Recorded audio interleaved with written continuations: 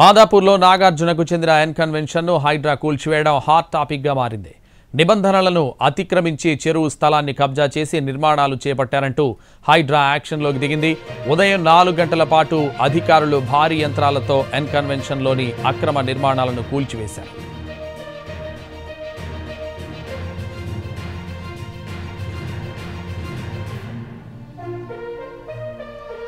మాదాపూర్లోని N convention కూల్చివేతపై Hydraa commissioner Ranganath వివరణ ఇచ్చారు. దీనికి సంబంధించి ఓ ప్రకటన విడుదల చేశారు. తమ్మిడికుంట ఎఫ్టీఎల్ బఫర్ జోన్లలోని ఆక్రమణలు HYDRAA, GHMC, town planning, revenue సిబ్బంది కూల్చివేశారు. తమ్మిడికుంటలోని అనధికార నిర్మాణాల్లో ఎన్ కన్వెన్షన్ ఒకటన్నారు. చెరువులోని ఎఫ్టీఎల్లో ఎకరా 12 గుంటలు, బఫర్ జోన్ పరిధిలోని 2 ఎకరాల 18 గుంటల్లో ఎన్ కన్వెన్షన్ నిర్మించారని హైడ్రా తెలిపింది. ఈ నిర్మాణానికి జీహెచ్ఎంసీ నుంచి అనుమతులు లేవని స్పష్టం చేసింది. బిల్డింగ్ రెగ్యులరైజేషన్ స్కీమ్ కింద అనుమతుల కోసం ఎన్ కన్వెన్షన్ ప్రయత్నించిందని, అయితే సంబంధిత అధికారులు అందుకు అనుమతించలేదని హైడ్రా తెలిపింది.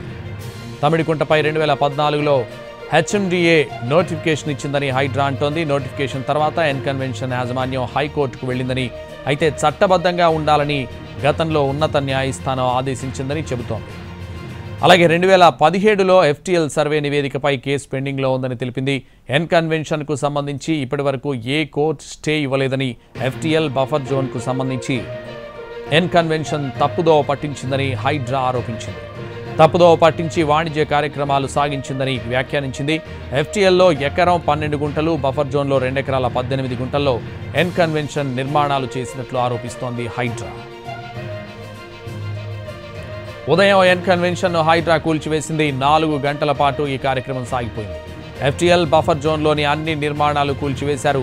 దీనిపై హీరో నాగార్జున హైకోర్టుకు వెళ్లారు. కోర్టు స్టే ఇచ్చేటప్పటికే కూల్చివేత సాగిపోయింది.